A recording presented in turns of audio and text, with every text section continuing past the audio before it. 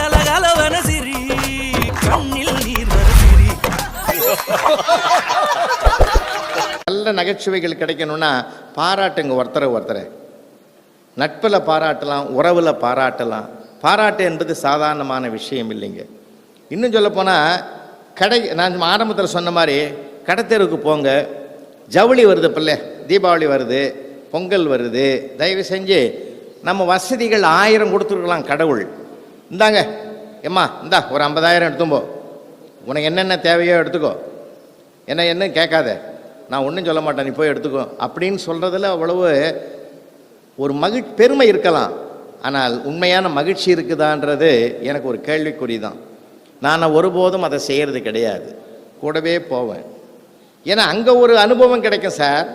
நீங்கள் எந்த இடத்துக்கு போனாலும் ஒரு புது அனுபவம் கிடைக்கிறதுக்குரிய வாய்ப்பு கண்டிப்பாக இருக்கும். இதை ஒரு குடும்ப கூட்டத்தில் சொன்னேன். அந்த மனுஷன் அதை கேட்டுட்டு போய் ஒய்ஃபை கூட்டிகிட்டு மறுநாள் ஜவுளி கடைக்கு போயிருக்கார்.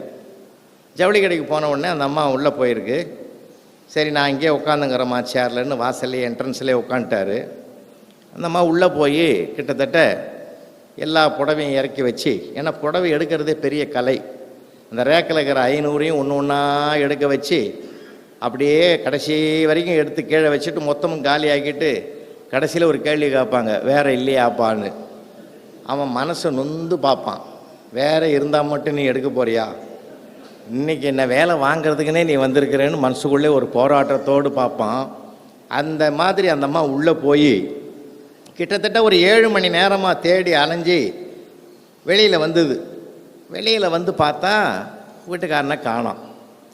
அந்த செக்யூரிட்டி நிற்கிறார, அந்த செக்யூரிட்டி பார்த்து கேட்டுது, செக்யூரிட்டி ப்ளூ கலர் சட்டை போட்ட ஒரு ஆளை எங்கே உட்கார வச்சுட்டு போனேன் எங்கள் வீட்டுக்காரனை, அவர் எங்கன்னு கேட்டது. அந்த செக்யூரிட்டி சொன்னார், அடியே என்னை நல்லா பாரு. நான் தான் அந்த செக்யூரிட்டியேன்னாரு.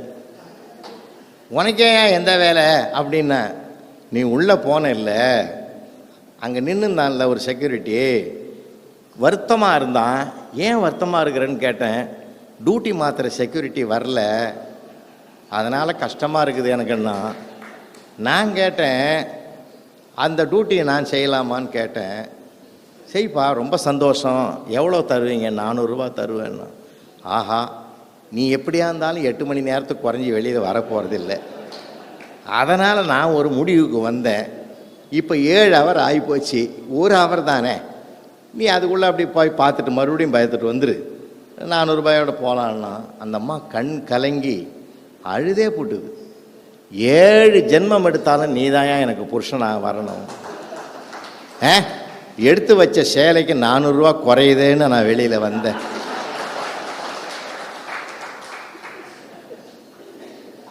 அது எப்படியா நான் நினச்சதை நீ நிறைவேற்றுற, இதுதான்யா மனசு பொருத்தம்ன்றது.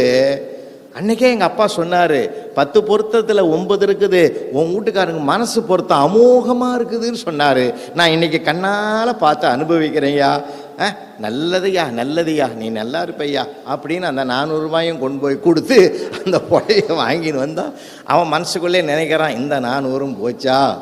ஏன்னா அவன் வாழ்க்கையில் கொண்டாடணும் சார். வாழ்க்கை என்பது கொண்டாடுவதற்குரியது. நாளை என்பது நிச்சயமா இல்லையா என்பது இறைவன் கையில். இன்று இருப்பது நிஜம். நேற்றைய கவலையை வேண்டாம், நாளைய பயமும் வேண்டாம். இன்று இருக்கிற மகிழ்ச்சியை கொண்டாட பழகுவோம். நிச்சயமான ஒரு நிலையை நாம் பெறுவோம். ஒன்றும் இல்லை, டைனிங் டேபிளில் உட்காந்து சாப்பிட்ற நேரத்துலையாவது பேசுவோமே. என் கூட ஒரு 2 நிமிஷம் வாங்க, ஒரு வீட்டுக்குள்ளே போவோம். அப்படியே வீட்டுக்குள்ளே வாங்க. ஹாலு பக்கத்தில் ஒரு டைனிங் டேபிள், அந்த போட்ட இடத்துக்கு பக்கத்தில் ஒரு கிச்சனில் அம்மா தோசை ஊற்றிக்கிட்டு இருக்கா. டைனிங் டேபிளில் அப்பா உட்காந்துங்கிறார். அப்பாவுக்கு எதிரில் 6ஆம் கிளாஸ் படிக்கிற பையன், அவருடைய மகன் எதிரில் உட்காந்துங்கிறான்.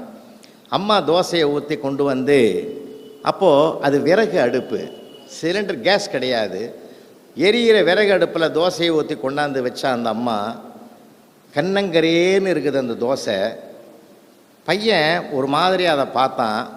அந்த அம்மா வச்சுட்டு உள்ளே போனபோது அவர் சொன்னார், அந்த அம்மா காதில் படுற மாதிரி அப்பா சொன்னார், அம்மாடி தோசை ரொம்ப முருகலாக இருக்குப்பா, ரொம்ப முருகல் அப்படின்னாரு. பையன் கேட்டான், என்னப்பா அவ்வளோ கண்ணங்கரையனுக்குது, அதை போய் முருகல்னு சொல்கிறியே அப்படின்னா. அதுக்கு அவர் சொன்னாரங்க, அப்பா அதாவது ஏற்கனவே தோசை அடுப்பு எரியிற அடுப்பு விறகு அடுப்பில் முகம் கருகி கொண்டிருக்கிறாடா, தோசையும் கருகிட்டுதுன்னு நான் சொன்னேன்னா அவளுடைய மனசு கருகிடும்பா, அதனால் அப்படிலாம் சொல்லக்கூடாதுன்னு சொன்னார்.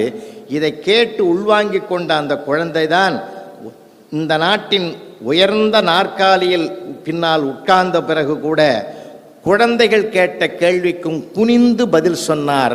அவர்தான் மேதகு அப்துல் கலாம் என்கிற மனிதர். அப்போ அந்த பண்பாடு எப்படி வருதுங்க, எங்கேருந்து வருது? வீட்டிலேருந்து தான் வருது. அதனால தான் நாம் மனசை சரியாக வச்சுக்கிட்டு நல்ல நகைச்சுவைகளை நல்ல சந்தோஷத்தை பரிமாறிக்கிட்டோம்னா வாழ்க்கையில் அதை விட ஒரு சுகமான பயணம் இருக்கிறதுக்கு வாய்ப்பு இல்லை. அப்பா ரெயின்போ வாசலில் பார்த்துட்டு மகனை கூப்பிட்றாரு, டே குமார் வாடா ரெயின்போ பாரு, சூப்பராக இருக்குது, நான் ஏற்கனவே பார்த்துட்டேன்பா. அட அப்பா கூட சேர்ந்து பாடுறா, அதே ரெயின்போ தானே, வேணாம்பா, வேண்டா சலிச்சிக்கிற, ஆமாம் வந்து காட்டுவேன், அப்போ ரெயின்போ ஸ்பெல்லிங் கேட்பேன், நான் தப்பாக சொன்னேன்னா 2 அடி அடிப்பேன், நான் ஏற்கனவே பார்த்த ரெயின்போ காட்சி கூட மறந்துடும் எனக்கு, உன் வேலையே அதானேன்றான். ஏன்னா நம்ம கேள்விகள் கேட்டே பிள்ளைகளை அந்த இது பண்ணுறோமே தவிர அவனுக்கு பதிலுக்குரியவனாக தயாரிக்கக்கூடியவனாக நம்ம மாறணும். ஏன்னா அந்த ஒரு சிறப்பு ஒரு காலத்தில் இருந்தது, சுதந்திரம் இருந்தது. இப்போ எங்கள் அப்பா நான்லாம் அப்படிலாம் வளர்ந்தங்க, சந்தோஷமாக இருப்பேன் சார், அதுக்காக போய் உட்காந்து வருத்தம் பண்ண முடியுமா? அதனால தானே ஆண்டவனே நமக்கு ஒரு அதிசயமான இது கொடுத்துருக்கான், டேட் ஆஃப் பர்த்தை தெரிய வச்சான். இன்னொரு டேட் எல்லாருக்குமே இருக்குது, அது யாருக்காவது இறைவன் சொன்னானா பார்த்தீங்களா? அவரே வச்சுங்கிறார் அந்த ரெக்கார்டை, அது தெரிஞ்சால் வீணா போடுவான்டா எல்லாரும். அதனால் வாழ்க்கையை ஒவ்வொரு நிமிடமும் கொண்டாடணும். அதனால தான் இவர் சொன்னார், புத்தர் சொன்ன வரி அதுதான், செகண்ட் பை வினாடிக்கு வினாடி வாழ்க்கையை கொண்டாடுவோம். இதில் என்னங்க விரோதம்? இதில் என்ன விரோதம் இருக்குது பாரு. அண்ணன் தம்பி அடுத்த பிறவியில் இதே அண்ணன் தம்பி பிறப்போமா, இதே நண்பர்களோடு பிறப்போமா, இதே உறவுகளோடு இருப்போமா? ஒன்றும் கிடையாது. அடுத்த பிறவின்னு ஒன்று இருந்தால் அது வேறு விஷயம். இந்த பிறவியில் ஒருத்தருக்கு ஒருத்தரை மதிப்போம் சார், ஒருத்தர் சந்தோஷப்படுத்தும் சார். அதனால தான் அர்த்தநாரீஸ்வரருடைய அமைப்பே என்னங்க, திருச்செங்கோட்டில் 50-50 பாராளுமன்றத்தில் பெண்களுக்கு 33% போராடிங்கிறான். நம்ம ஆன்மீகம் 50-50 என்ற பங்கீட்டை ஆணுக்கும் பெண்ணுக்குமாக ஆண்டவன் வடிவத்திலேயே கொடுத்தது. என்ன அழகு, என்ன பெருமை சார். அதனால அவங்களையும் மதிக்கணும். அப்போ ஒரு காலம் இருந்தது, நான் சொன்னதை நீ கேளலாம், இப்போல்லாம் அவங்களையும் சொன்னது நம்ம கேட்கணும்.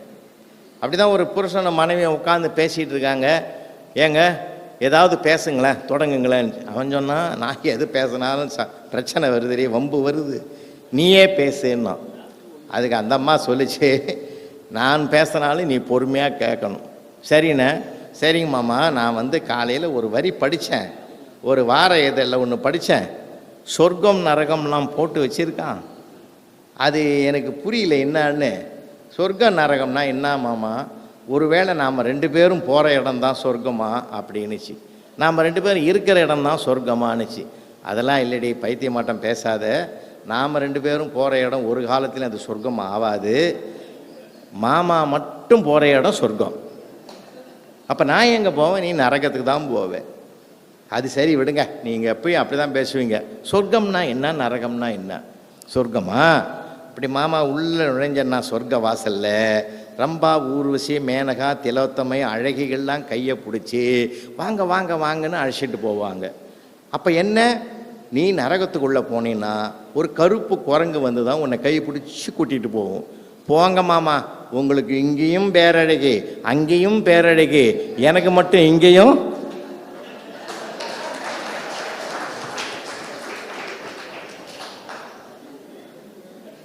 அப்போ அவன் ஜென்மத்துக்கு பேசுவான். இதுக்கு தான் நான் பேச மாட்டேன்னு சொன்னால் உட்கார வச்சு என்னை பேச வச்சேன்னுட்டு போனான்.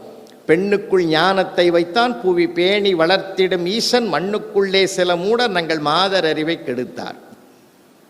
பட்டங்கள் ஆள்வதும் சட்டங்கள் செய்வதும் பாரினில் பெண்கள் நடத்த வந்தோம், 8 அறிவினில் ஆணுக்கு பெண் இளைப்பில்லை காணென்று கும்மியடி.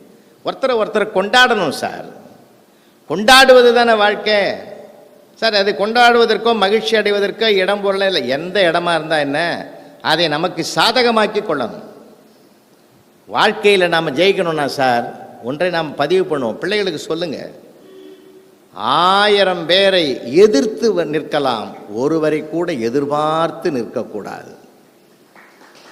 1000 பேரை எதிர்த்து நிற்கலாம், ஒருவரை கூட எதிர்பார்த்து நிற்கக்கூடாது. எதிர்பார்ப்புன்றாலே ஒரு ஏமாற்றத்துக்கு நம்ம தயாராக இருக்கணும். அந்த எதையுமே நம்முடைய முயற்சி, நம்முடைய உழைப்பு, அப்படி தானே பெரியவங்க நமக்கு வாழ்ந்து காட்டி அழகுபடுத்தியிருக்காங்க. அதனால தானே சாட்சி, மனசாட்சி எல்லாத்தையும் கொண்டு வந்திருக்கிறான். நம்ம நாட்டில் இருக்கக்கூடிய தர்மங்கள் ஏராளமையா, ஏராளமான தர்மத்தை உலகத்துக்கு சொல்லி கொடுத்த நாடு இது. சொல்லி கொடுத்தவன் தர்மத்தோடு வாழ்ந்த பூமி இது. இப்போ தான் அது தர்மம் ஒரு மாகையாக போய்கிட்டு இருக்கு இல்லையா? சப்ரிஷ் சார் ஒருத்தர் ரிட்டையர் ஆகிட்டா சார் கூடுவாஞ்சேரியில். அவர் சொன்னார் சமையல்காரங்கிட்ட, நான் ரிட்டையர் ஆகிட்டேன்டா, இனிமேல் பென்ஷன் மட்டும்தான். நேற்று வரைக்கும் நான் வசதியாக மாத சம்பளம் வாங்கினேன், நமக்கு கூட்டு காய்கறி பதார்த்தத்தோட கீரையோட சாப்பாடு சாப்பிட்டோம், இனி அது சரி வராது. ஒரு நாளைக்கு வத்த குழம்பு, ஒரு நாளைக்கு மோர் குழம்பு, ஒரு நாளைக்கு தயிரோடு விடு, சிம்பிளாக வாழ பழகணும் என்ன அப்படின்னார். அப்படியே வாழ்ந்தான். 1 மாதம் ஆச்சு, 2 மாதம் ஆச்சு. எப்பயுமே அவர் சப்ரிஷ் சார் சாப்பிட்ட பிறகு தான் இவன் சாப்பிடுவான். ஒரு நாள் 2 மாதத்துக்கு பிறகு ஒரு நாள் உள்ளே போகிறாரு, அவன் சாப்பிட்டுங்கிறான். வடை, பாயாசம், கூட்டு, பொரியல் எல்லாம் இருக்குது. என்னடா நான் வெறும் மோர் குழம்பு ஊற்றி தின்னுட்டு வரேன், நீ இன்னும் வடை பாயாசம் கூட்டு? சாமி நீங்கள் தான் ரிட்டையர் ஆனீங்க, நான் இன்னும் ரிட்டையர் ஆகலைன்னா. இப்போ தர்மம் கூட ஆளாளுக்கு ஒரு விதமாக போச்சு ஐயா. தர்மம் போச்சு, பொதுநலம் குறைஞ்சி போச்சு இப்போ இல்லையா? மன்னிக்கணும். ஏன்னா எத்தனை பேருங்க இந்த கல்லூரியெல்லாம் தொடங்கினாங்க, பள்ளியெல்லாம் தொடங்கினாங்க. இவ்வளோ சிறப்பெல்லாம் எதுக்கு சார்? சமூகத்தின் நன்மை கருதி தொடங்கப்பட்டது. அதில் வரக்கூடிய எவ்வளோ கஷ்டம்லாம், அதில் நடத்துறதெல்லாம் எவ்வளோ சிரமம்ன்றது இப்போது இந்த நூற்றாண்டில் மிக சாதாரணமான விஷயம் இல்லை சார். எதையுமே தொடங்கியதை தொடர்ந்து நடத்துவது என்பது தான் மிகப்பெரிய சாதனை. தொடங்குவது சுலபம், அதை தொடர்ந்து வெற்றி காண்பது தான் பெரிய விஷயம். எவ்வளோ இருக்குங்க சுயநலம் பெரிய, ரொம்ப கஷ்டமாக இருக்குது. அதனால தான் பிள்ளைகளுக்கு அறிவை ஊட்டுவதை விட அன்பின் மூலமாக பண்பாட்டை சொல்லி கொடுப்போம். படிப்பு வேலை வாங்கி கொடுக்கறத விட பண்பாடு வேலை வாங்கி கொடுங்க சார் இல்லையா? எவ்வளோ விஷயங்கள் நான் நிறைய சொல்லுவேன் அந்த ரூட்டில். இருந்தாலும் ஒன்றை சொல்கிறேன். 2 வருஷத்துக்கு முந்தி ஒரு தாசில்தார் சார் ஆஃபீஸுக்கு பின்னாடி இருக்கக்கூடிய கிணத்துல எவ்வளோ தண்ணி இருக்குதுன்னு எட்டி பார்த்தார். எட்டி பார்த்த தாசில்தார் இடறி விழுந்துட்டார். உள்ள 100 அடி ஆழம், கொஞ்சம்தான் தண்ணி. விழுந்த சத்தம் கேட்ட ஆஃபீஸே நடுங்கின்னு ஓடியாந்தது. குய்யோ முறையான்னு கத்தலானுங்க. பக்கத்தெல்லாம் கயிறெல்லாம் வாங்கி 100 அடி அளவுக்கு நீட்டாக கயிறை முடிச்சு போட்டு உள்ளே விட்டு ஏதோ மூர்ச்சையோட உயிரோடு இருந்தார். நல்ல வேளை தப்பிச்சார் தாசில்தார். ஐயா கையை பிடிச்சிங்கன்னு கத்தி அவரை கையை பிடிக்க வச்சு கயிறை மொல்ல பிடிச்சி தூக்குனாங்க சார். பாதி வரைக்கும் வந்துட்டார் சார் தாசில்தார். அந்த நேரத்தில் படுபாவி இந்த பியூனு ஓடியாந்தான், இந்த தாசில்தார் டிரான்ஸ்ஃபர் ஆகிட்டாருன்னா அப்படியே உள்ளே விட்டு போட்டான் சார். அப்படியே பாதியிலே விட்டுட்டு போட்டான் சார். தாசில்தாரும் பழைய இடத்துக்கு போயிட்டார். எல்லாம் புது தாசில்தாரை வரவேற்கிறதுக்கு போயிட்டான். அப்படின்னா மனித நேயம் எங்கே சார் இருக்குது? வருத்தத்தோடு சொல்கிறேன். நம்ம பெரியவங்கள்லாம் நமக்கு அதை சொல்லி கொடுத்தாங்க. அன்பாயிரு, அந்த நான் எழுத்துக்கு விளக்கம் சொன்னாங்க. தர்மத்தை சொல்லி கொடுத்தாங்க. அறம் ஜெய விரும்புன்னா, முதல்ல விரும்பினா தானே அறத்தையும் செய்ய முடியும். விரும்பாதுன்னு எப்படி செய்வீங்க? அதனால தான் நான் ஆசிரியர்களுக்கு கூட நான் பாடம் நடத்தும்போது சொல்லுவேன், ஆசிரியர்களுக்கெல்லாம் பயிற்சி சொல்லும்போது சொல்லுவேன், என்னை பிடித்தால்தான் நான் நடத்துகிற பாடமும் பிடிக்கும், என்னை பிடிக்கவில்லை என்றால் நான் சொல்வதும் பிடிக்காது. உண்மை இது. அப்பாவை பிடிச்சாதான் பிள்ளைக்கு அப்பா என்ன சொன்னாலும் சரின்னு கேட்பான், அம்மா பிடிச்சாதான் கேட்பான். அந்த பிடிக்க வைக்கிற ஒன்று தான் அந்த இனிமையாக பேசுவது, இனிமையாக பழகுவது. இதை விட எங்கே இது பண்ண முடியும்? பெருந்தலைவர் காமராஜர் விழா முந்தாநாள் பேய்க்குளத்தில் நடந்தது. அது ஒரு பெரிய வேடிக்கை. என்னை கூப்பிட்டாங்க ஃபோன் பண்ணி, ஐயா பெருந்தலைவர் விழா கொண்டாடுறோம், வரணும், நீங்கள் தூத்துக்குடி வந்தால் ஏர்போர்ட்டில் வந்து நாங்கள் உங்களை கூப்பிட்டுக்கிறோம். இன்னும் ஊரியான்னு? பேய் குளம்னா இருக்குது. பேய் குளம்னா அது எதுவும் பக்கத்தில் என்ன? சாத்தாங்குளம் பக்கத்தில் என்ன? நல்ல பேர் வச்சுக்கிறீங்களாப்பா, சாத்தாங்குளம் பேய்க்குளம். உண்மையிலே போனோம், அங்கே போய் நடத்திட்டு தான் பிரம்மாண்டமான விழான்னு வச்சுங்களேன். முந்தா நாள் அங்கே தான் நடத்திவிட்டு நேற்று நாகர்கோயில் இங்கே வரணுன்றதுக்காகவே நாகர்கோயிலே தங்கிட்டு அண்ணன் துரை அண்ணனுடைய சொல்லு காப்பாற்றணுன்னே நான் இங்கே வந்தேன். நான்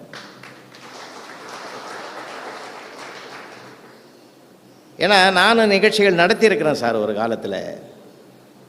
அது எவ்வளோ கஷ்டம் தெரியுங்களா, எத்தனை படி ஏறணும் தெரியுங்களா, எவ்வளோ சிரமம் தெரியுங்களா. ஒரு தனி மனிதனுக்குள்ளே இருக்கக்கூடிய அந்த விருப்பமும் ஆர்வமும் தான் அதற்கு அடிப்படை காரணம்னா 219 வியப்பாக இருக்குது, எனக்கு ரொம்ப ஆச்சரியமாக இருக்குது. அதனால் நம்ம எந்த இடத்துலையும் நாம இருக்கிறோம் அப்படின்ற ஒரு குணம் நம்ம இடத்துல இருந்ததுன்னா எதையுமே நமக்கு சாதகமாக்கிக்கலாம், பாதகத்தை கூட சாதகமாக்கலாம். நான் தென்கட்சி சுவாமிநாதன் ஐயாவுடன் நெருங்கி பழகினவன். நான் 7 ஆண்டுகள் ஐயாவுக்கு ரொம்ப நண்பர் அவர். 7 ஆண்டுகள் நானும் காரில் பயணம் பண்ணேன் சார். எத்தனையோ நிகழ்வுகள் மறக்கவே முடியாது. இலக்கிய உலகத்தின் காமராசர் அவர். ₹1 கூட கையில் எடுத்து போகல வீட்டுக்கு. தமிழ்நாட்டில் இருக்கிற அத்தனை பிள்ளைகளுக்கும், ஏழை பிள்ளைகளுக்கும் அதை அனுப்பி வைத்த பெருமை உடையவர் ஐயா அவர். சத்தியமான வார்த்தை இது.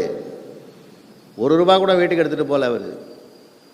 அவர் பெரிய நிலச்சுவாந்தர் தெரியுமா, துரையண்ணனுக்கு கூட தெரியுமோ தெரியாது, பெரிய நிலச்சுவாந்தர் சார் அவர். ஆனால் வாழ்நாள் முழுவதும் மகாபாரதத்தில் வர விதுரர் மாதிரி வாழ்ந்தார் ஐயா அவர்.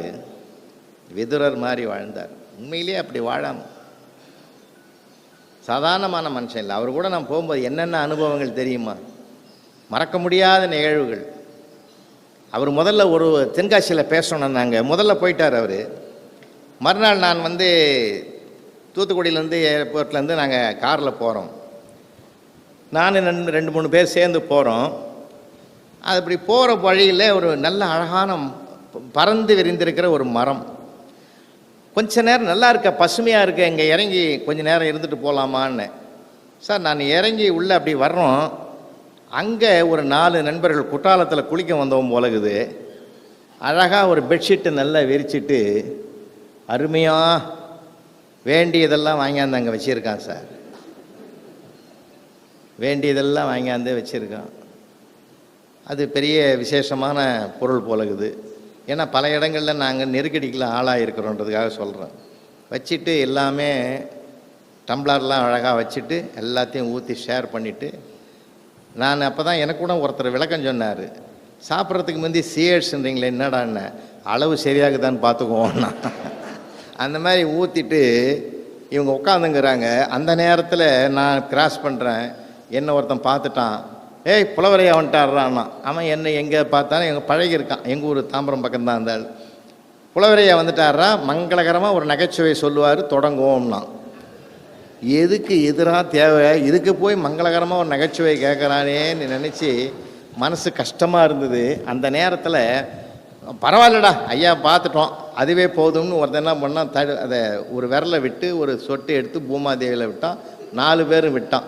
அப்போ தான் நான் சொன்னேன், இப்படி உலகத்தில் இருக்கிற 600 மில்லியன் கோடி மக்களும் ஆளாளுக்கு ஒரு சொட்டு பூமியில் விட்டால் பூமி சுற்றுதுன்னு எங்கள் வாத்தியார் சொன்னது நிஜம்தான்னு நான் முடிவு பண்ணுறேன். அதில் ஒருத்தன் சொன்னால், சூப்பர் நகைச்சுவைடா, இதை விட என்னடா வேணும், அது நமக்கு ஏற்ற மாதிரியே இருக்குது அப்படின்னு ஆரம்பிச்சிட்டான் சார் மேலேயே. அதனால் போய் நம்ம வெறுக்கலாமா? அங்கே வெறுத்தால் விரோதம் வரும். விரோதத்தை கூட விருப்பமாக மாற்றிக்கொள்ளுகிற பக்குவம் நமக்கு வாய்க்கப்பெற்று விட்டால் எந்த மனிதனையும் நாம் இழக்க மாட்டோம். பொதுவாக பேச்சாளருடைய பேச்சு வெற்றி பெறணும்னா அது உங்கள் கையில் தான் இருக்குது, உங்கள் கையில் தான் இருக்குதுன்னு.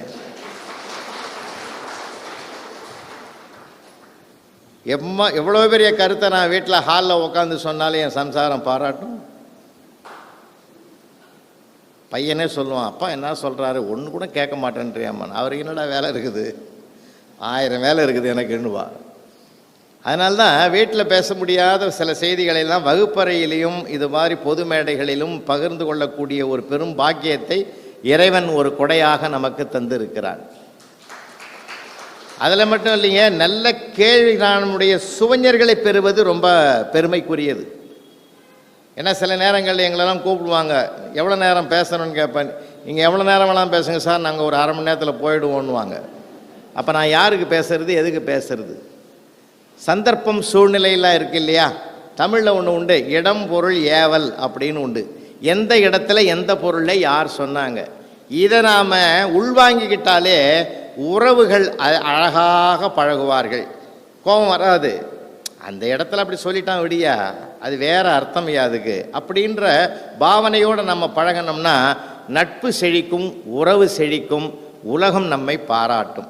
அதுக்கு எது வேணும்னா மனசை எப்பயும் நம்ம மகிழ்ச்சியாக வைத்திருக்க வேண்டும் என்றால் கடவுள் கொடுத்த ஒரே ஒரு வரம் சிரிப்பு என்ற ஒரு வரத்தைத்தான் கடவுள் நமக்கு கொடுத்துருக்கிறான்.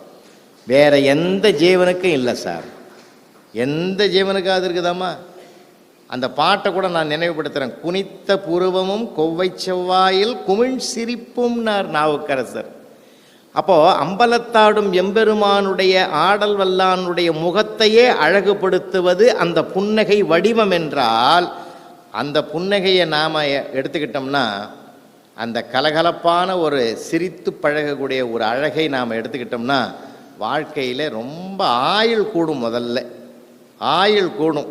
நான் ஒன்றே ஒன்று சொல்கிறேங்க உங்களுக்கு, ஒரு 2.5 வருஷத்துக்கு முதல் அலை அலையாக வருதுன்னோ கூட்டம், இப்போ அலையாக பூச்சி வந்தது. முதல் அலை போச்சு, 2வது அலை போச்சு, 3வது அலை போச்சு. இந்த 3 அலையிலையும் மீறி தப்பித்து நாம் உயிரோடு இருப்பதற்கே இறைவனுக்கு நன்றி சொல்லணும். நெஞ்சார சொல்கிறேன் நான். எவ்வளோ பேர் காணாமல் போயிட்டாங்க. வல்லரசு நாடு என்று சொல்லப்படுகிற அமெரிக்காவிலே லட்சக்கணக்கான பேர் போயிட்டான். அப்போ இறப்பே இல்லாத நாடு வல்லரசா, இறப்பை அதிகமாக சந்தித்த நாடு வல்லரசா? அப்போ நாம் பாரதத்தில் பிறந்ததுக்கு புண்ணியம் பண்ணியிருக்கணும் ஐயா.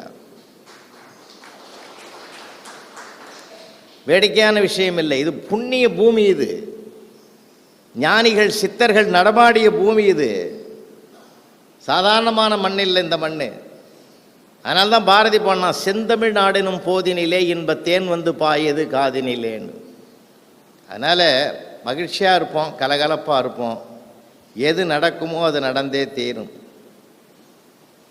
கண்ணதாசன் சொல்லுவார், போன வாரம் தான் மலேசியாவில் கண்ணதாசனை பற்றி பேசிட்டு வந்தேன். கண்ணதாசன் சொல்லுவார், ஒரே வரியில் சொல்லிட்டார், இருக்கத்தான் வந்தோம் இல்லாமல் போகிறோம், இருக்கத்தான் வந்தோம் இல்லாமல் போகிறோம். 2 சொல்லில் முடிச்சிட்டாருங்க லைஃப்பை. என்ன அருமையானது இது வரி. அதை தான் ஒரு பையன் எழுதினான், எழுந்தா காப்பி எழுந்திருக்கலன்னா பாலுன்னு. அதை நீங்கள் ஆழமாக பாருங்கள். எழுந்தா காஃபி, ஃபில்டர் காஃபி. அவன் எழுந்திருக்கலன்னா ஒரிஜினல் பால்.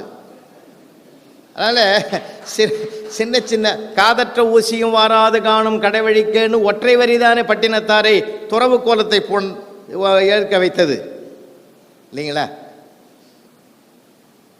பத்ரகிரியார் மகாராஜா இல்லை, பத்ரகிரியார் மகாராஜா பட்டினத்தாரை பார்த்து எல்லாத்தையும் வெறுத்துட்டாரு. வைர வைடூரியங்கள்லாம் வெறுத்துட்டு பட்டினத்தாரை துறவு கோலம் கொண்ட பிற்பாடு பத்ரகிரியாரும் அவர் பின்னாடி போனார். ஒரு சத்திரத்தில் உட்காந்துங்கிறாங்க. ஒரு சத்திரத்தில் உட்காந்துருக்கும்போது பட்டினத்தார் அந்த பக்கமாக இருக்கிறார், பத்ரகிரியார் இந்த பக்கம் உட்காந்துங்கிறார். அங்கே ஒருத்தன் வந்து பட்டினத்தாரை பார்த்து எனக்கு ஏதாவது கொடுங்கன்னு யாசகம் கேட்குறான். பட்டினத்தார் சிரிக்கிறாரு. நானே மற்றவங்கிட்ட போய் யாசகம் கேட்குறேன்டான்னா என்கிட்ட வந்து யாசகம் கேட்குறியாப்பா? அது உட்காந்துங்கிறார் பார் மகாராஜா, அவர்கிட்ட போய் கேளு. அவரும் துறவியாக தான் மாதிரி உட்காந்துங்கிறார். அவர்கிட்ட போன உடனே அவரும் அதான் சொன்னார். அவன் போன பிறகு கேட்டார் பத்திரகிரியார், நானும் தானே எல்லா ராஜ்யத்தையும் திறந்துட்டு வந்து துறவியாக உட்காந்துங்கிறேன், அவனை என்கிட்ட அனுப்புகிறீங்களே, அதோ உட்காந்துங்கிறார் மகாராஜா, அவரை போய் கேளுன்னு சொல்கிறீங்களே, என்ன நியாயம்னு. இங்கே பாரு, என்கிட்ட ஒன்றுமே இல்லை, ஆனால் உங்ககிட்ட திருவோடு வச்சுருக்க. அப்போ என்னை விட உங்ககிட்ட ஒரு பொருள் இருக்குதா இல்லையா? எனக்கு திருவோடு கொடுங்க. இல்லை, கையில் தான் கேட்டு சாப்பிட்றேன், கையில் வாங்கி தான் சாப்பிட்றேன். அப்போ நீ திருவோடு வச்சுருக்கிறனா நீ மகாராஜா தான். அந்த திருவோட்டையும் தூக்கி போட்டார் அவர். ஏன்னா உலகத்தை சாதாரணமான பார்வையில் பார்க்கல நம்ம பெரியவங்க. ஆனால் கடவுள் நமக்கு வந்து ஒரு இல்லறம் என்ற ஒரு அறமான வாழ்க்கையை கொடுத்துருக்கான். துறவரம் என்பதும் அறத்தை தழுவியது. துறவரத்தில் இருந்துக்கிட்டு இல்லறத்தை நினைக்கப்படாது, இல்லறத்தில் இருந்துக்கிட்டு துறவரத்தை நினைக்கப்படாது. ஏன்னா இமயமலை அடிசாரில் கூட 2 சாமியார் சந்திச்சுக்கணும். சந்திச்சவன் சும்மா இருக்கப்படாதா, நீ எப்படி சாமியாரானன்னு கேட்டான். ஏன்னா இந்த சுகர் பேஷண்ட் 2 பேர் சந்திச்சா அப்படி தான் பேசுவான். உனக்கு எவ்வளோக்குது, எனக்கு உனக்கு எவ்வளோக்குது, பிபி எவ்வளோ ஏறுது எவ்வளோ இறங்குதுன்னு. அதை கேட்டு அவனுக்கு இல்லைன்னா இவனுக்கு அதிகமாக கூட ஏறிடும். அந்த மாதிரி நிறைய உண்டுன்னு வச்சிங்களேன். நீ எப்படி சாமியாரா, நான் ஒரு பொண்ணை காதலிச்சேன் அதனால் இந்த நிலைமைக்கு நான் வந்துட்டேன். அது சரி, நீ எப்படி சாமியாரான்னா, நீ எந்த பொண்ணை காதலிச்சு விட்டையோ அதை கல்யாணம் பண்ணிக்கின்னு தான் நான் இந்த நிலைக்கு வந்தேன்னா. ஏன்னா துறவியாக போகிறது கூட ஒரு பின்னணி இருக்குது. அதனால தான் அழகாக சொன்னாங்க, துறவரம் அறம் சார், அறம் தர்மத்தோடு பின்னி பிணைந்ததாங்க நம்ம வாழ்க்கை. அந்த தர்ம குணத்தை காப்பாற்றுவதும் பண்பாட்டை காப்பாற்றுவதும் கலாச்சாரத்தை காப்பாற்றுவது எதுன்னு கேட்டால், குடும்ப உறவுகளோடு மகிழ்ச்சியாக கலகலப்பாக வாழ்க்கையை வாழ பழகிட்டோம்னா உண்மையான ஒரு பெருமையை நாம் அடையலாம். ஒரு மன திருப்தி தானே சார் மனுஷனுக்கு என்ன இருக்குங்க, மன நிறைவு தான். மன நிறைவு தான் வாழ்க்கையின் முதல் வேண்டுகோள். இறைவனிடத்தில் கூட எனக்கு வேண்டுங்க, அது கூட இது கூட வேண்டத்தக்கது அறிவோய் நீன்னாங்க பெரியவங்க. நமக்கு என்ன வேணும்னு இறைவனுக்கு தெரியும். அதை வேண்டாம், மன நிறைவு என்ற ஒன்றை கொடுத்தாலே போதும். ஏன்னா செல்வம் என்பது சிந்தையின் நிறைவுன்னா பழைய சங்க இலக்கியத்தில். மனசை நிறைவாக வச்சுக்குவோம், மகிழ்ச்சி தானாக குடியேறும். எந்த நகைச்சுவையும் சாதாரணமானதில்லை. தயவு செஞ்சு சொல்கிறேன், இங்கே இருக்கிற பெரியவங்களாயிட்டீங்க எல்லாருமே, இருந்தாலும் நீங்களும் கொஞ்சம் சேர்ந்து போங்க, முடிஞ்ச வரைக்கும் போங்க. குடும்பத்தோடு போய் சில நேரங்கள்லாம் நாங்கள்லாம் பார்த்தீங்கன்னா அந்த காலத்தில் ஜவுளி எடுக்க போனாலும் சரி, நகை வாங்க போனாலும் சரி, ஃபேமிலியில் இருக்கிற அத்தனை பேரும் போவோம் சார். எல்லாருமே போவோம். எங்கள் அப்பா எங்கள் அம்மா எல்லாமே போவாங்க, நாங்கள்லாம் கூட போவோம். அந்த பழக்க வழக்கம் தான் எனக்கும். இப்போ நான்லாம் என் மனைவி அழைச்சிக்கிட்டு போய் பல அனுபவங்கள் கிடைக்கும் சார். அங்கே அவளை அழைச்சிக்கிட்டு ஒரு தடவை ஜிஆர்டி தங்கமாளிகைக்கு போயிருந்தேன், டி நகருக்கு. 3 லட்சம் ரூபாய் எடுத்துகிட்டு போனேன். 3 லட்சம் ரூபாய்க்கு நகை அருமையாக வாங்கி முடிச்சிட்டா. முடித்து புறப்படும்போது என்னடா 3 லட்சமும் காலி ஆகிடுச்சேன்னு மனசில் நினச்சி வந்தேன். ஆனால் அந்த நகை கடைக்காரர் எவ்வளோ பெரிய தெளிவான மனுஷன்றது அப்புறம் தான் தெரிஞ்சுது. சார் வாங்க சார், சும்மா போவாதீங்க அப்படின்னு ஒரு காலி பர்ஸை கையில் கொடுத்தாம்பாரு. எனக்கு அதை நினைக்கிறப்பெல்லாம் மகிழ்ச்சியாக இருக்கும். என் பர்ஸை காலி ஆக்கிட்டு அவன் ஒரு காலி பர்ஸை கையில் கொடுத்தான் பார்த்தீங்களா சார். சின்ன விஷயந்தான் இது, சின்ன விஷயம். அதை நினச்சி நான் சில நேரங்களில் சிரிப்பேன். அதை விட பெரிய காமெடி என்னன்னா, பார்த்தியா இப்போ நகை வாங்கிறதுனால தானே உனக்கு ஒரு தனி நல்ல பர்ஸு கிடச்சிது. யார் அவ? அதில் ஒரு மகிழ்ச்சி. ஒருவேளை இந்த காலி பர்ஸை கொடுக்குற இதுலேயும் பணத்தை சேர்த்துன்னு வான்னு சொல்கிறாரோ அப்படின்னு தெரியல.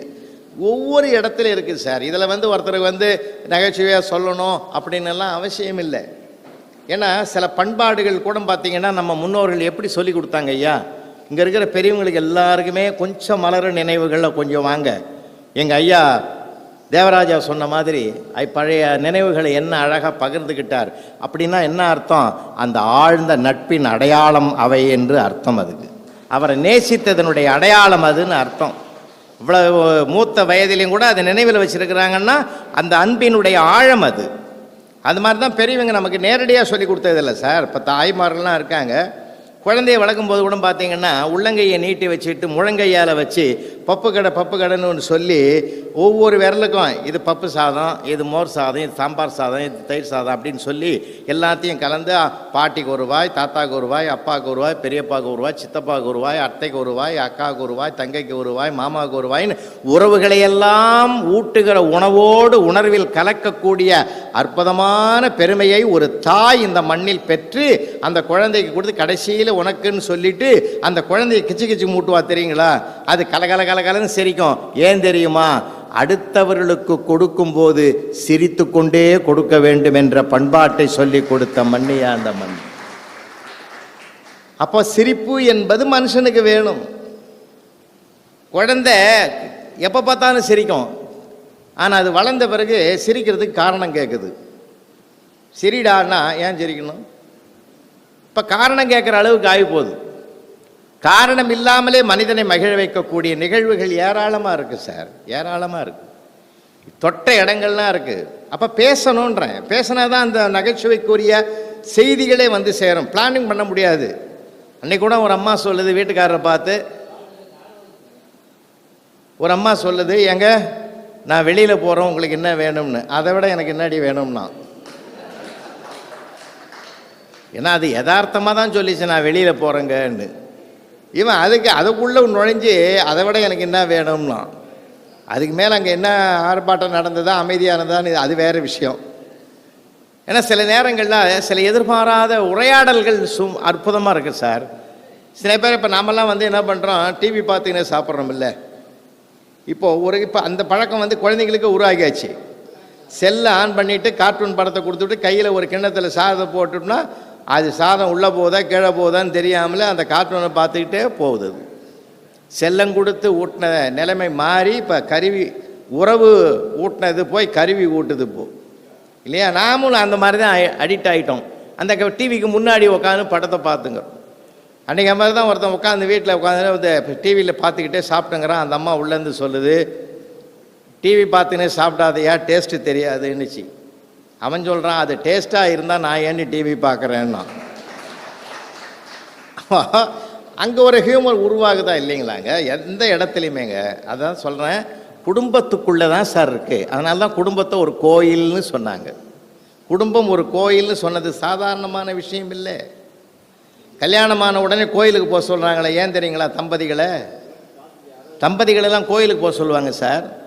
இன்னும் கூட நான் பணியமாக சொல்கிறேங்க, ஒரு சிவாலயத்துக்குள்ளே போங்களேன். கர்ப்பகிரகத்தில் ஈஸ்வரன் சன்னிதானம் சன்னதி இருக்கும், சிவன் இருப்பார். வாசல்லே நுழையில பார்த்தீங்கன்னா இந்த பக்கம் விநாயகர் இருப்பார், இந்த பக்கம் முருகர் இருப்பார். வலது பக்கம் பார்த்தீங்கன்னா அம்பாள் காட்சி கொடுப்பார். அப்போது தாயார், தகப்பன், பிள்ளைகள், ஒரு குடும்பத்தையே பார்க்குறோம். அப்போது ஒரு குடும்பத்தையே பார்த்து பார்த்து உனக்கு ஒரு குடும்பத்தை இறைவன் கொடுப்பான் என்ற உணர்வோடு வான்றதுக்கு தான் கோயிலுக்கு அனுப்புனாங்க. ஆனால் இப்போ போகிறவங்க அதை சாமியை கும்பிட்டுட்டு சுற்றி வரும்போது அந்த நவகிரகத்தை 9 தடவை சுற்றுறான் பார்த்தீங்களா. ஒரு முறை பார்த்த கோயிலை மறந்துட்டு 9 தடவை சுற்றுற நவகிரகத்தை மனசில் வச்சிங்கன்னு தான் குடும்பத்தையே வச்சுங்கிறான் இப்போது. ஏன்னா நவகிரகம் ஒன்றை பார்க்கவே பார்க்காது. 9 திசையில் இருக்கும். அந்த மாதிரி தான் இருக்கிறான் சில இடங்களில். நான் ஒரு வீட்டுக்கு போகிறேன் சார், 5 பேர் இருந்தான் சார். அங்கே ஒரு ஆள் கூட என்னை வான்னு கூப்பிடல. நானும் இன்னைக்கு ரொம்ப நேரமாக நிற்கிறேன். ஆளாளுக்கு ஒரு செல்லில் வச்சுக்கிட்டு பேசுகிறான். அவன் பேசுகிறானே தவிர அவங்களுக்குள்ளே பேசிக்கவே இல்லை. அரை மணி நேரமாக பேசுகிறான் சார். இந்த கருவிகள் வந்த பிறகு உறவுகள் விலகி விட்டது. ரொம்ப வருத்தமாக இருக்குது. நீங்கள் இதெல்லாம் பார்த்தீங்கன்னா, கிரிக்கெட் மேட்ச்சில் பார்த்தீங்கன்னா தோனி கேப்டனாக இருப்பார் பார்த்தீங்களா. எனக்கு தோனி ரொம்ப பிடிக்கும். ஏன் தெரியுங்களா? சில பேர் பந்தை பிடிச்சிட்டான்னா ஒரு ஆர்ப்பாட்டம் பண்ணுறான், தொடையை தட்டுவான். அவன் உலகமே அக்கப்போ கேமரா ஃபோக்கஸ் பண்ணுவான், அவன் தொடையை தட்டுவான். இன்னொருத்தன் அப்படியே வானத்தை பார்ப்பான், இன்னொருத்தன் எகிரி குதிப்பான். ஆனால் தோனி மட்டும் பாருங்கள், 6 அடித்தாலும் அதே முகம்தான், 4 அடித்தாலும் அதே முகம்தான், அவுட் ஆனாலும் அதே முகம்தான், வின் பண்ணாலும் அதே முகம்தான், தோற்றாலும் அதே முகம்தான். எப்படி அவனால் இருக்க முடியுதுன்னு கேட்டாங்க நிருபர். என்னுடைய பிளானிங், திட்டமிடல் சரியாக இருக்கும், அதனால் நான் எதை பற்றியும் அச்சப்படவும் மாட்டேன், ஆச்சரியப்பட மாட்டோம்னார். அப்போ இந்த ஒரு தன்மை நமக்கு வேணும் இல்லையா? நம்ம எதிலிருந்தும் கற்றுக்கொள்ளலாம், எதிலிருந்து கற்றுக்கொள்ளலாம் சார். அதனால தான் நான் இந்த உதாரணத்தை சொன்னேன். ஏன்னா நம்ம அதை வந்து வெறுக்கக்கூடாது. நான்லாம் ஆசிரியர்களாக இருந்து மாணவர்களோட பழகினதுனால சொல்கிறேன். நான் எதையும் வெறுக்கிறதுன்றது வரலாற்றிலே கிடையாது. அவன் தப்பாக எழுதுனா கூட சந்தோஷமாக படிப்பேன். கோவலன்றது எழுதுறதுக்கு கேவலன்னு எழுதிக்கிறான். ஏண்டா காலை எடுத்தேன்னு. மன்னனுக்கு அதிகாரம் இருந்தது, தலையை எடுத்தான். எனக்கு அவ்வளோ அதிகாரம் இல்லை, என்னால் முடிஞ்சது அவன் காலை எடுத்தேன்னா. எனக்கு அப்போ தப்பு தெரியல சார், அவன் சமாளித்த அழகு தான் சார் எனக்கு தெரிஞ்சுது. இவன் வாழ்க்கையில் ஜெயிப்பான், இவன் அநேகமாக வார்டு மெம்பராக வந்தாலும் வருவான். ஏன்னா அதை வந்து பேச தெரியுது பார்த்தீங்களா. தயவு செஞ்சு பிள்ளைகளுக்கு பேச கற்றுக் கொடுங்க. அவனுக்கு ஒன்றும் தெரியல சார். மனப்பாடம் பண்ணுறான், மனப்பாடம் பண்ணி மார்க்கை கொண்டு போய் அப்படியே மார்க் வாங்கிறதுக்கு இயந்திரமாக ஆக்கிறமே தவிர, இன்னும் சொல்லனா 2 வார்த்தை மனுஷங்கிட்டேருந்து வரும். ஒன்று அறிவு சார்ந்த வார்த்தை மூளையிலிருந்து வரும், இன்னொன்று அன்பு சார்ந்த வார்த்தை இதயத்திலிருந்து வரும். அன்பு சார்ந்த வார்த்தையை இதயத்திலிருந்து வரவழைக்க பெருமையும் சிறப்பும் தாய்க்கும் தந்தைக்குமாகி வீட்டுக்குள்ளே தான் சார் இருக்குது அந்த பயிற்சியே. அறிவு பாடம் அங்கே கொடுக்கட்டும் வாத்தியார், வேறு வழி இல்லை அவருக்கு. அவர் அதை கொடுக்கறதுக்கு எவ்வளோ சிரமப்படுறாருன்றது உங்களுக்கு தெரியும். இப்போது என்னென்ன நடக்குது, எங்கெங்கே நடக்குது, அக்கிரமங்கள் நடக்குது. ஒவ்வொரு வாத்தியாரும் தினம் எழுந்து உயிரோடு வருவோமானே போகிறான். இப்போது ரொம்ப கஷ்டம் சார். இப்போ இருக்கிற சூழ்நிலை வேறு. ஏன் எதற்கும் எதுவும் கேட்க முடியாது. நிர்பந்தங்கள். உங்களுக்கு நான் விளக்கணும்னு அவசியமே கிடையாது. ஆனால் அன்னைக்கெல்லாம் அப்படி இல்லை. ஒரு காலத்தில் உண்மையான கல்வி இருந்தது, உண்மையான பெருமை இருந்தது, உண்மையான மதிப்பீடு இருந்தது. அதனால தான் மாதாவுக்கும் பிதாவுக்கும் அடுத்த குருவுக்கு அந்த இடத்த கொடுத்தான். இப்போது என்ன ஆச்சு? சிக்கலில் இருக்குது. அது இருக்கட்டும், விடுங்க. அதனால் எந்த சூழ்நிலையிலும் நாம் நினைக்கிறோம், குடிச்சிட்டு வரான அவங்ககிட்ட கூட சில குணங்கள் இருக்குது சார்.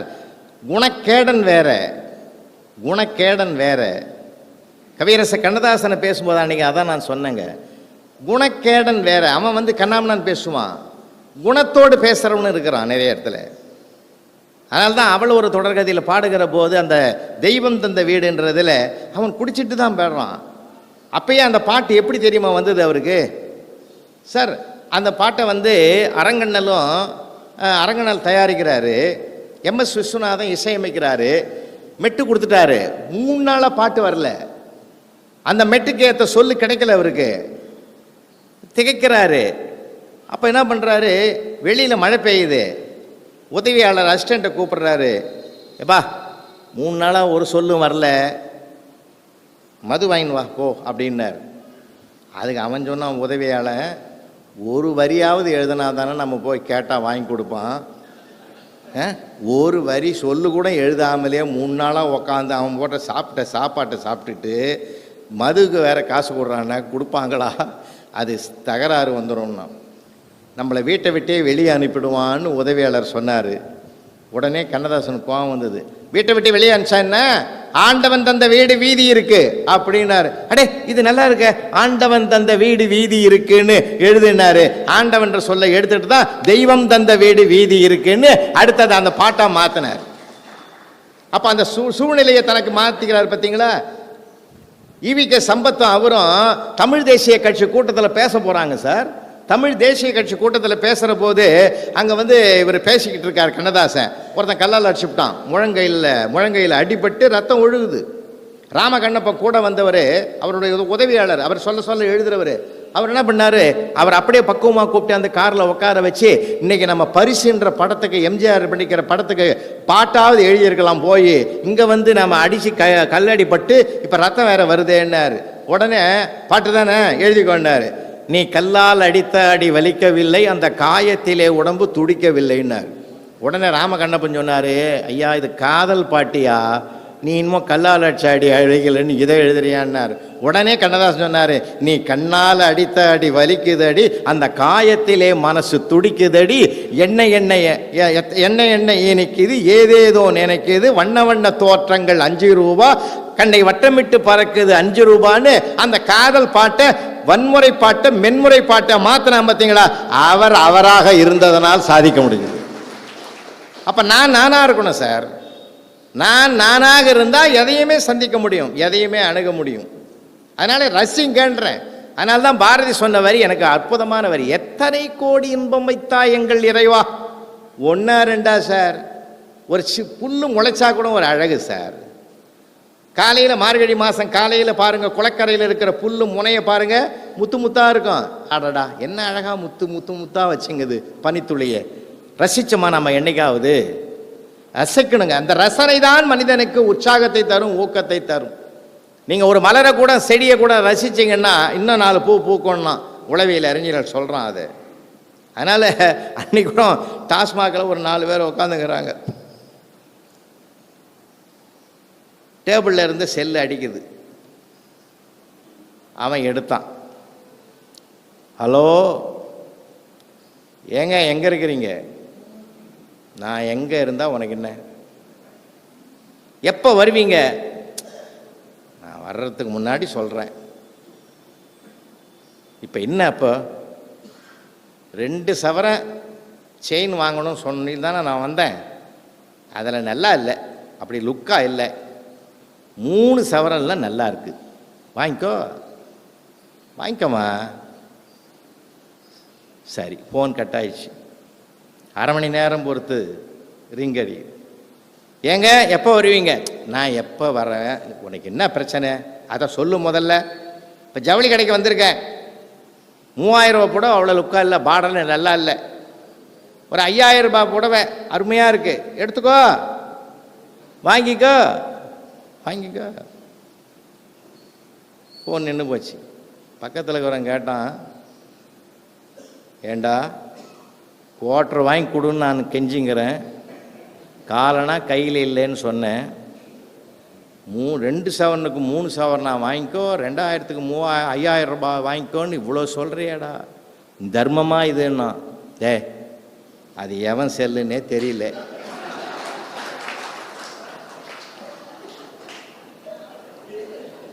எவனோ வச்சுட்டு போட்டுக்கிறான்.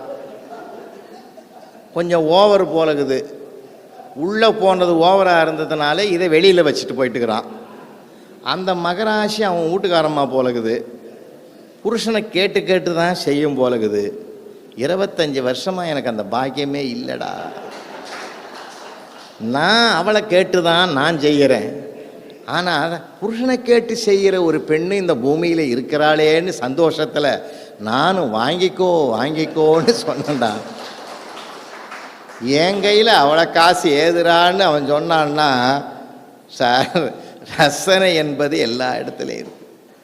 வீட்டை பூட்டிட்டு போனவன் திரும்பி ராத்திரி 11:30 மணிக்கு வீட்டை திறக்கிறான், திறக்க முடியல, தள்ளாடுறான்.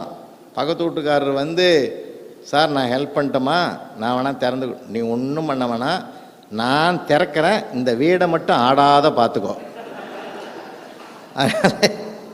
வாழ்க்கையில் எந்த சூழ்நிலை, ஒரு பஸ்ஸில் பயணம் பண்ணுறீங்க, அந்த பஸ்ஸில் பயணம் பண்ணும்போது சார் ரசிங்க சார், நான்லாம் ரொம்ப ரொம்ப விரும்பி பார்ப்பேன் சார். அதை நான் என்னுடைய புத்தகத்திலே கூட நிறைய எழுதியிருக்கேன். ஏன்னா நம்ம பாண்டிச்சேரி விழுப்புரம் பல முறை நான் ஒரு வீடியோவில் நீங்கள் கேட்டிருக்கலாம், பஸ்ஸு பயணங்களில் எவ்வளோ இருக்குது.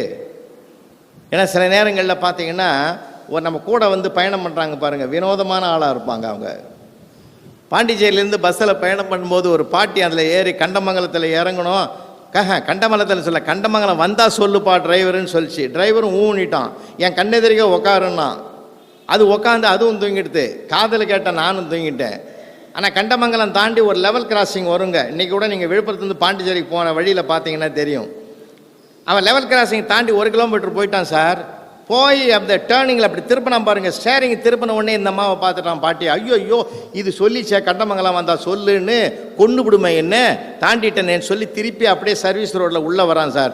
உள்ளே வந்து பாட்டி கண்டமங்கலம்னா, நல்ல வேலை சொன்னப்பான்னு சுருக்கு பை திறந்து பிபி மாத்திரை எடுத்து போட்டுது. இன்னும் இறங்கலையான்னா, இல்லைப்பா கண்டமங்கலம் வந்தால் கரெக்டாக இருக்கும், பிபி மாத்திரை போட்டு என் பேத்தி சொன்னால் அதுக்கு தான் உனக்கிட்ட சொல்லி வச்சேன்னுச்சு. இப்போ டிரைவருக்கு பிபி ஏறி போச்சு, அவனுக்கு அது வரைக்கும் இல்லாமல் இருந்தான். இதே மாதிரி ட்ரெயினில் பயணம் பண்ணுங்க. தென்கட்சியார் நானும் பலமுறை போயிருக்கேன் சார், வைகையில் போயிருக்கிறோம். ஒரு தடவை வைகையில் விழுப்புரத்துலேருந்து புறப்படும் போது ஒருத்தன் ஏறிட்டான் சார், ஓடி வந்து ஏறி உட்காந்துட்டான். டிடிஆர் எங்களை கூட நிறைய பேசிக்கிட்டு வந்ததுனால புதுசா இருந்தவனை பார்த்து டிக்கெட்டை எடுனார், அவனை எடுத்து கொடுத்தான். இந்த டிக்கெட் செல்லாதே நீட்டார். உடனே அவனுக்கு கோவம் வந்துடுது, சார் செல்லாத டிக்கெட்லாம் டிபார்ட்மெண்ட்டில் அடிக்கிறீங்களான்னா. அவர் ஆடி விட்டார், அதெல்லாம் ஒன்றும் இல்லைடா, இது வந்து நீ பேசஞ்சர் ட்ரெயினுக்கு வந்த உள்ளா டிக்கெட்டு, இது எக்ஸ்பிரஸ்ஸு, இதில் வந்தது தப்புன்னா. அவன் கேட்டான், எக்ஸ்பிரஸ்னா என்ன, பேசஞ்சர்னா என்ன, எனக்கு தெரியாது சாமின்னு. எக்ஸ்பிரஸ்னால் நிற்காமல் வேகமாக போகும், பேசஞ்சர்னா நின்று ஸ்லோவாக போகும்னா. அப்போ இந்த ட்ரெயின் வேகமாக போகுதுங்கிறீங்க. அவர் ஒரு மாதிரி ஆகிட்டார், என்ன பார்த்தாரு, நீங்கள் கண்டினியூ பண்ணுங்கன்னு. இப்போ நான் என்ன பண்ணணுன்னா, நீ வர்றது அடுத்த ஸ்டேஷனு திண்டிவனத்தில் நீக்கும், இறங்கிடுப்பா ப்ளீஸ்ன்னாரு. அவன் சொல்கிறான், திண்டிவனத்தில் நான் இறங்கிறத விட வேகமாக போகிற இந்த ட்ரெயினை ஸ்லோவாக போவையே, 2 பேரும் பயணம் பண்ணலாம், எனக்கும் பிரச்சனை இல்லை ட்ரெயினுக்கும் பிரச்சனை இல்லைன்னா. அப்போ சொன்னார் டிடிஆர், திண்டிவனம் வந்தால் நான் இறங்கிக்கிறேன், ஏன்னா நானும் நிம்மதியாக இருக்கணும், நீ நிம்மதியாக இருக்கணும், நீ புறப்பட்டு போப்பான்ட்டார். ஏன்னா வேடிக்கை மனிதர்கள், வித்தியாசமான மனிதர்கள் எல்லாம் இருப்பாங்க சார். இப்போ அந்த கொரோனா பீரியடு வந்தது இல்லை, அதில் எவ்வளோ காமெடி நடந்திருக்குது. நீங்கள் அதை நிறைய பேர் வருத்தமாக இருந்தாங்க. நான் துரைசாருக்கு கூட நான் ஃபோன் பண்ணியிருக்கேன், 2-3 முறை ஃபோன் பண்ணேன். 2.5 வருஷத்தில் நிறைய பேருக்கு நான் ஃபோன் பண்ணேன் சார். உண்மையிலே சொல்கிறேன், எப்படி இருக்கிறீங்க, எதாக இருக்கிறீங்க. அவங்க ஒருத்தர் 2 பேர் கண்ணீரே விட்டாங்க. சுற்றி இருக்கிற உறவுகள் கூட என்னை கேட்கலையா, எப்போ மேடையில் பார்த்த நாம் என்னை விசாரித்த பற்றியா, ரொம்ப சந்தோஷம், ரொம்ப மகிழ்ச்சின்னு பாராட்டினான். உண்மையிலே மகிழ்ந்தேன். ஆனால் என்ன ஒருத்தன் கேட்டான், புலவர இருக்கிறியான்னா. இல்லை, அவன் அவன் எதை நினச்சிங்க கேட்குறான்னு தெரியல. என்ன மெட்ராஸ்லாம் பல விதமாக பேசுகிறாங்கன்றான். ஏன்னா நிறைய விசேஷங்கள். அதான் சொல்கிறாங்களே, துன்பத்தை கூட இன்பமாக பார்க்க பழகினார் திருவள்ளுவர். இடுக்கன் வருங்கால் நகுங்க. நாங்கன்னா ஒரு துன்பத்தை பார்த்துட்டு சிரிக்க சொல்லலை அவரு. ஒரு துன்பமாக இருந்தால் அந்த துன்பத்திலிருந்து மீள்வதற்குரிய மார்க்கம் எப்பொழுது கிடைக்கும்னா, சிரிப்பதற்குரிய மனோநிலையை நீ பெற்றிருந்தால் தான் துன்பத்திலிருந்து வெளியிலே வருவதற்குரிய வழிமுறைகள் கிடைக்கும் என்பதனால அந்த மனப்பக்குவத்தை பெற்றுக்கொள்ளும் தான் வள்ளுவர் சொல்றார். எவ்வளோ அழகான குரல் தெரியுமா அது. அதனால் வாழ்க்கையில் எப்பயுமே அந்த ஒரு மகிழ்ச்சி, அந்த மகிழ்ச்சி இருந்தால் தான் நம்ம மன மார்க்கம் நிறைய கிடைக்கும். அதனால் மீண்டும் நான் நினைவுபடுத்துகிறேன், எல்லா இடங்களிலும் மகிழ்ச்சியை கொண்டாடுவோம். நாம் நிறைய படிக்கிறது மூலமாக வரும், கேட்கறது மூலமாக வரும். வாரியார் சுவாமிகள் தான் சொல்லுவேன், சார் இந்த உலகத்தில் அவர் மாதிரி ஒரு உபன்யாசகரை நீங்கள் பார்க்க முடியாது, இன்னும் பிறக்கலையே, யாரும் வரலையே. ஒரு கூட்டத்தில் சொல்லுவார், எதையுமே கற்றுக்கொள்ள வைப்பார் அவர். சாமி மாலையை போட்டுக்கிட்டு தான் பேசுவார், எப்பயுமே கழுத்தில் மாலை போட்டு தான் பேசுவார். பேசிக்கிட்டே இருக்கிறாரு. அவருக்கு மாலை போடுறதுக்கு ஒருத்தன் ரொம்ப நேரமாக, அரை மணி நேரமாக நிற்கிறான். ஆனால் இவர் என்ன பண்ணார், அவனுக்கு உடனேயும் கூப்பிடல. சரி ரொம்ப நேரம் நிற்கிறானே பாவம்னு சொல்லிட்டு என்ன பண்ணார், சின்ன பிள்ளைகள்லாம் பார்த்து எப்பயுமே கேள்வி கேட்பார். கேட்ட உடனே அவன் கதை சிருஷ்டி கவசம், திருவருட்பா, திருவாசகம், சின்ன சின்ன புக்கு பரிசு கொடுப்பாரு. அதில் ஒரு நாகரிகம் பாருங்கள், பெரியவங்களை பார்த்து கேட்ட கேள்வி கேட்ட வரலாறே கிடையாது. ஏன்னா அவருக்கு ஆன்சர் தெரியலன்னா அவர் அவமானப்படுத்தப்பட்ட குற்றம் வருன்றதுனால சின்ன பிள்ளைகளை தான் கேள்வி கேட்பார். அவ்வளவு நாகரிகமான பண்பாட்டை வளர்த்தார் மேடையில் அவர் கேட்டார், ஒரு பையனை கேட்டார், பதில் சொல்லிட்டான். உடனே கதை சஷ்டி கவசத்தை கொடுத்து அவனை கிட்ட கூப்பிட்டு கழுத்தில் இருக்கிற மாலையை எடுத்து போட்டார். இதுதான் நேரம்னு அவன் அந்த ஆள் ஓடி வந்து கழுத்தில் மாலையை போட்டான் சாமிக்கு. அப்போ சொன்னார், உபதேசத்தை ஆரம்பிக்கும் போது, நாம் ஒருவருக்கு ஒரு பொருளை கொடுத்தால் நமக்கு கொடுப்பதற்கு இன்னொருவரை இறைவன் ஏற்பாடு செய்வான்னு அதைய அந்த சூழ்நிலையை தனக்கு சாதகமாக்கினார். பார்த்தீங்களா, இப்போ அப்படிப்பட்டவர் தான் சார் வெல்ல முடியும் எந்த சூழ்நிலையிலும். அலெக்சாண்டர் போர்க்களத்துக்கு போகிற போதெல்லாம் படை வீரர்கள் கொஞ்சம் சோர்ந்துட்டான், டாஸ் போட்டு தான் சொல்லுவாராம். அப்படி நாணயத்தை சுண்டி போடுவாராம். பூ விழுந்தா போக வேண்டாம் சண்டைக்கு, தலை விழுந்தா போவோம்னா தலை விழுந்தது, புறப்பட்டு போனான். 10 முறை அந்த மாதிரி தான் பயணம் பண்ணாரு. தலை விழுந்தது, போனான். எல்லாருமே போய் ஜெயிச்சுட்டு திரும்பி வரும்போது தான் சொன்னார், அந்த நாணயத்தில் 2 பக்கமும் தலை இருக்கிறது அப்போதான் தெரியும். அந்த வேகம் அப்பதானே சார் வரும். மனம் தானே தீர்மானிக்குது. வெற்றியையும் தோல்வியையும் தீர்மானிப்பது மனம். அந்த மனம் மகிழ்ச்சியாக இருக்கணும்னா நலம் தரும் நகைச்சுவைகளை ரசிப்போம். மனசை பாழாக்கிற நகைச்சுவை நமக்கு வேண்டாம் சார். குமரி அனந்தனை கல்கத்தா தமிழ்ச்சங்கத்துக்கு கூப்பிட்டுருந்தாங்க. எப்போ கல்கத்தா தமிழ்ச்சங்கம், அவர் ஐயா சொல்றதுனால சொல்றேன், 25வது வெள்ளி விழாவுக்கு கூப்பிட்டுருந்தாங்க குமரி அனந்தனை. அப்போ அந்த வரவேற்பரை சொன்ன அந்த சங்கத்து தலைவர் என்ன சொன்னார், செயலாளர், இது காலை பருவம் அடைந்து விட்டது, எங்கள் சங்கம் காலை பருவம் அடைந்தது. 25 வயசுனா காலை பருவம் இல்லையா, காலை பருவம் அடைந்ததுன்னு பேசி முடிச்சுட்டு உட்காந்துட்டார். குமரியானந்தன் வந்தார். காலை பருவம் இந்த சங்கம் எய்தியதனால் தான் இந்த குமரியை பேச அழைத்திருக்கிறார்கள்னாரு. என்னங்க தமிழ், என்ன அழகான தமிழ் தெரியுமா. அவருடைய 90வது வயது பிறந்த நாளில் சத்தியமூர்த்தி பவனில் பேசுகிற போது நான் இதை சொன்னேன். சார் ரொம்ப மகிழ்ந்து போய் கண்ணீர் விட்டார் சார். அவர் நானே மறந்து போன விஷயத்தெல்லாம் ஞாபகப்படுத்தினீங்க புலவரே அப்படின்னு ரொம்ப சந்தோஷப்பட்டார். ஒரு மேடையில் சார் வாக்கிச கலாநிதி கேவா ஜெகநாதன் பேசணும், அவரும் பேசணும். முதல்ல குமரியானந்தம் பேசுகிறாரு. அவர் இலக்கிய செல்வர்ன்றது உங்களுக்கு தெரியும். அப்படியே கடல் மடை திறந்தார் போல கடகடன்னு அடித்து இலக்கியத்தை தூக்கி நிறுத்தி பிரமாதமான கைத்தட்டல், ஆரவாரம், அரங்கமே சலங்கை கட்டு ஆடுது. அதுக்கு அடுத்தது கீவாஜா பேசணும். அவர் வரும்போது சொன்னார், பார்த்தாரு, அவையை தங்கிட்ட கொண்டாடணும் இல்லையா, அதெல்லாம் அவர் பேச்சு எடுபடாது. அவையை தங்கிட்ட கொண்டாடுறதுக்கு என்ன பண்ணாரு, குமரியானந்தன் நீங்கள் எங்கேருந்து வரீங்க அப்படின்னாரு. ஐயா நான் வண்ணாரப்பேட்டையிலேருந்து வந்தேன். அதான் வெளுத்து வாங்கிட்டீங்கன்னாரு. சார் கூட்டம் அப்படியே கீவாஜா கிட்ட வந்துட்டுது. கீவாஜா ஒரு மணி நேரம் பேசி ஜெயிச்சார். வார்த்தைகள் என்பது நலமான வார்த்தைகளாக இருக்கணும். நலம் தரும் வார்த்தைகள் பலம் தரும். இல்லை ரொம்ப மகிழ்ச்சியாக இருக்கையா. பெருந்தலைவர் காமராஜர் அது மாதிரி ஒரு மனிதர் கிடைப்பாரா? அவர் சாதாரண மனிதர், சரித்திர புருஷன். அவர் இடத்தை நிரப்ப முன்பும் கிடையாது, பின்பும் கிடையாது. உலகம் உள்ளளவும் காந்தி நிற்பார், உலகம் உள்ளளவும் காமராஜர் நிற்பார், உலகம் உள்ளளவும் கலாம் நிற்பார். இந்த வீடியோ உங்களுக்கு பிடிச்சிருந்தா லைக் பண்ணுங்க, கமெண்ட் பண்ணுங்க, ஷேர் பண்ணுங்க. மறக்காம நம்ம சேனலை சப்ஸ்கிரைப் பண்ணிடுங்க. மீண்டும் ஒரு காணொளியில் சந்திப்போம். நன்றி நண்பர்களே.